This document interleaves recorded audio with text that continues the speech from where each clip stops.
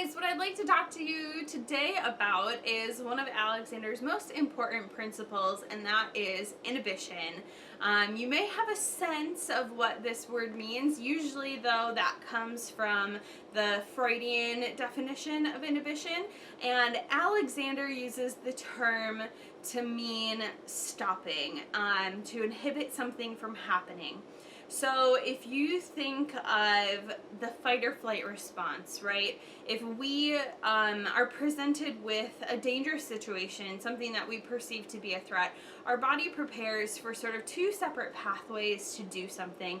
We either prepare to fight, to stay, sort of duke it out, push through whatever this perceived danger is, or our body prepares us to flee and to run away.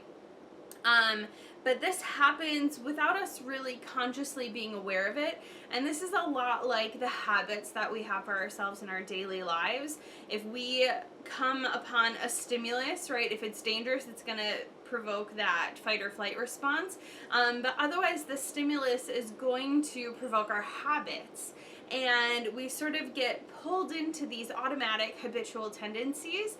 And once we are sort of stuck in the middle of that process, there's not much we can do to sort of break ourselves out. So what inhibition really does for us is gives us a chance to find some thought and reason in our activity so that we're not just pulled along by the habit of life. So what Alexander did when he was working out sort of his technique and what all he needed to do for himself was he presented himself with a stimulus, and he was a speaker, an orator, sort of a performer of the time. And so what he would do was put the stimulus in front of him to speak something, and then he would stop and he would redirect himself. He would think of his neck being free, his head going forward and up, his back lengthening and widening, because the closer we get to actually jumping into something that's habit, the more we step up to a stimulus, the more we're going to be pulled into that automatic tendency. And that could be a physical place, it could be a mental mindset, it could be a lot of different things. So having inhibition allows us a chance to redirect what we are thinking, what we are doing, how our bodies are sort of positioned and directed and working in coordination with our thoughts and the other parts of us. And it allows us to continue thinking while performing an activity or a motion. And that's really the way that we loosen the pull that this habit has on us.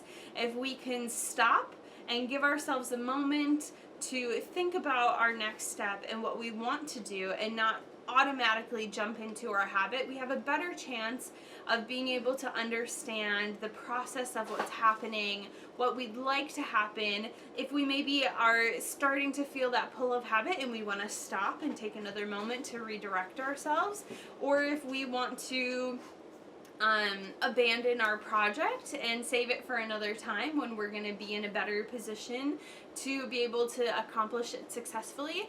Inhibition really is the crux of what we do.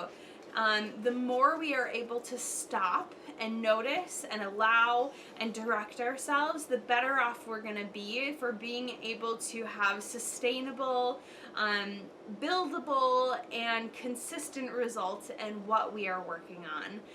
So thanks for tuning in for this little snippet on inhibition. It's a pretty big topic, so we're definitely going to talk some more about it. But tune in for Sunday and our next movement activity. Thanks, guys. Like, subscribe, comment, do all of the things. I like to know that you're there and that you're getting something from this. I'm really enjoying putting out this content, and I really believe in it, so I'm excited to see what you guys think as well.